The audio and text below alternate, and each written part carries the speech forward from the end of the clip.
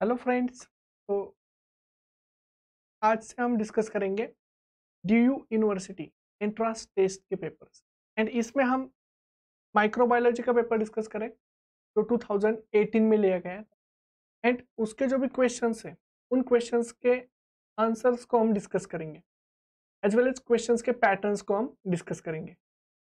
Now in this question paper, now देखिए जो questions पूछे गए, जैसे मोस्ट ऑफ द क्वेश्चंस जो माइक्रोबायोलॉजी टॉपिक से पूछे गए वो डायरेक्ट क्वेश्चंस थे एंड लॉजिकल क्वेश्चंस जो है पूछे गए।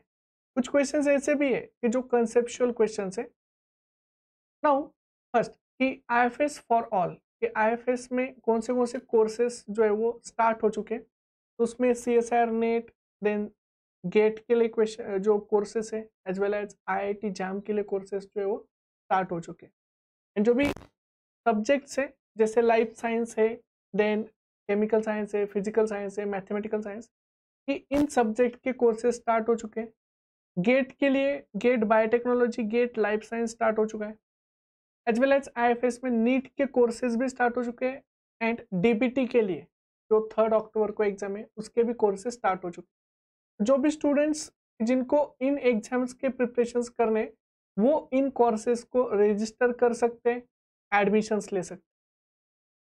तो this are the IFS for all, सारे कोर्सेज जो है वो यहाँ पे मेंशन किए हुए। देन नेक्स्ट, तो 2018 के पेपर में फर्स्ट क्वेश्चन क्या था? तो देखिए फर्स्ट क्वेश्चन में ये पूछा था कि Sanger's method of sequencing is question. तो Sanger's method of sequencing is, ये मेथड जो है सीक्वेंसिंग की वो कौन सी है? तो this is the direct question, that is dideoxy sequencing बोलते हैं इसे, क्योंकि डाइडिऑक्सी बेस पेयर से ऐड किए जाते हैं और इसे हम चेन टर्मिनेशन मेथड बोलते हैं। इसलिए इस क्वेश्चन का जो डायरेक्ट ऑप्शन है that is sequencing by chain termination method. And Sanger sequencing में डिफरेंट डाइडिऑक्सी बेस पेयर से ऐड किए जाते हैं। तो जैसे यहाँ पे अगर हम देखें तो D ATP, D CTP, D TTP and D GTP ये ऐड किया जाता है। एंड ये जहाँ पे भी पॉलीमराइज उसको ऐड करता है डाइडिऑक्सी न्यूक्लियोटाइड्स को, वहाँ पे चेन टर्मिनेशन होता है। एंड ये फ्रैगमेंट्स जो है चेन टर्मिनेशन को, इनको हम एनालाइज करते हैं एंड डीएनए का सीक्वेंस जो है वो फाइंड आउट किया जाता है। तो this is the Sanger's method and therefore chain termination method this is the correct option. Then next, जैसे what is the hydrogen ion concentration, तो हमें हाइड्रोजन आयन कॉन्सेंट्रेशन पूछा है in moles per litre if pH of solution is 3। तो pH अगर 3 है तो उसका हाइड्रोजन आयन कॉन्सेंट्रेशन क्या है? तो सिंपल है कि 3 पीएच का हाइड्रोजन आयन कॉन्सेंट्रेशन अगर हम देखें तो pH means minus log of H plus ion concentration, तो पावर ऑफ हाइड्रोजन हम बोलते हैं पीएच मीन्स। तो यहाँ पे ये इतना सिंपल क्वेश्चन है। तो देखिए ये डायरेक्ट क्वेश्चन की जहाँ पे H plus ions and OH minus ion का कॉन्सेंट्रेशन कितना है? तो 1 पीएच है तो 1 पीएच में H प्लस आयन का कॉन्सेंट्रेशन कितना होता है? तो 1 इंटू 10⁻⁻1। 2 पीएच है तो 1:10⁻2 एंड 3 पीएच है तो 1:10⁻3। तो हमें पूछा क्या है? 3 पीएच। तो correct option H plus ions का क्या होना चाहिए? 1:10⁻। एज वेल एज अगर आप इस चार्ट में देखो तो OH माइनस का भी कॉन्सेंट्रेशन दिया हुआ है। तो देखिए अगर हम OH माइनस कॉन्सेंट्रेशन देखें तो अगर 1 पीएच है तो OH माइनस कितने होते हैं? 1:10⁻13। अगर 2 पीएच है तो 1:10⁻12 एंड 3 पीएच है तो 1:10⁻11। तो this is the H plus and OH minus concentration. Now यहाँ पे जो हमारा करेक्ट ऑप्शन है दैट इज 1:10⁻3। तो दैट इज द डायरेक्ट, क्योंकि pH is equal to minus log of H plus ion concentration. Then third question, taxonomic system. अभी ये taxonomic system के ऊपर क्वेश्चन था, which takes into consideration a large number of phenotypic and genotypic characteristics। कि यहाँ पे phenotypic and genotypic characteristics को consider किया गया है of the organism is called। ऐसे कौन सी सिस्टम है जिसमें phenotypic and genotypic दोनों भी कैरेक्टर्स को कंसिडर किया है? तो this system this is called as the numerical taxonomy. तो यहाँ पे जैसे न्यूमरस कैरेक्टर्स देखे जाते हैं, इसमें physiological, morphological, biochemical and behavioural characters को देखा जाता है। As well as this system is also called as phenetic classification system and therefore यहाँ पे जो करेक्ट ऑप्शन है, तो correct option is the numerical taxonomy. Then next, अभी देखिए ये भी कितना सिंपल क्वेश्चन है। The cytokine which is most commonly use for the proliferation of bone marrow cells. तो इम्यूनोलॉजी में हम डिस्कस करते हैं कि जो साइटोकाइंस होते हैं जो मेजर रोल प्ले करते हैं तो प्रोलिफरेशन में, तो इनमें आते हैं major cytokines that is GM-CSF। जैसे देखिए यहाँ पे भी है ग्रैन्युलोसाइट, मोनोसाइट, कॉलोनी स्टिमुलेटिंग फैक्टर। तो GM-CSF जो है वो मेजर रोल प्ले करता है। एंड ये क्वेश्चन जो था वो बहुत ही सिंपल था, क्योंकि बाकी के ऑप्शन देखिए TGF बीटा लिखा है, इंटरफेरॉन गामा, इंटरलूकिन 2, ये तो हमने कभी पढ़े नहीं। क्योंकि एक तो आप इंटरलूकिन 3 को लीजिए या इंटरलूकिन 6 को लीजिए, तो ये डिफरेंट साइटोकाइंस है जो मेजर रोल प्ले करते हैं। सेम सेल फैक्टर है, SCF है, GATA2 है, इकेरोज है। These are the different transcription factor. This is required for the maturation of the bone marrow cells. And therefore यहाँ पे correct option जो है वो GM-CSF. Then next, the interactions of two proteins within the cell can be visualized by. ये two proteins का interaction हम कैसे visualize कर सकते हैं? तो सबसे बेस्ट जो टेक्निक है फ्लूरेसेंस रेजोनेंस एनर्जी ट्रांसफर। तो यहाँ पे देखिए कि दो अगर प्रोटीन्स है तो दो प्रोटीन्स में एक प्रोटीन्स जो होता है कि जो लाइट को एब्सॉर्ब करता है, देन वो एक्साइटेड स्टेट में चला जाता है। जो भी एक्साइटेड स्टेट में जाने के बाद जो एनर्जी रिलीज की जाती है वो सेकेंड प्रोटीन से एक्सेप्ट की जाती है जो क्रोमोफोर होता है।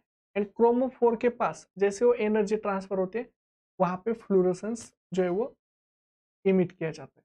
तो दिस इज द, जब दो प्रोटीन से इंटरेक्ट होंगे तो ही वहां पे फ्लोरोसेंस दिखाई देता है। देयरफॉर यहाँ पे fourth option is the correct option.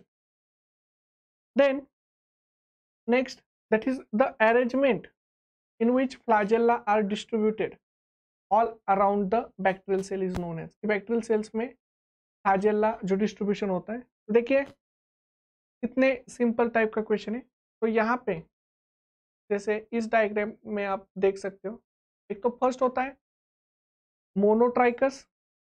तो in monotrichous there is the single flagella, यहाँ पे single flagella.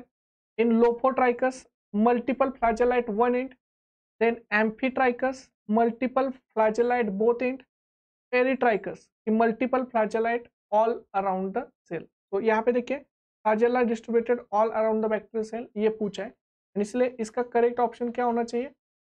Correct, that is peritrichus, and therefore peritrichus option is the correct option.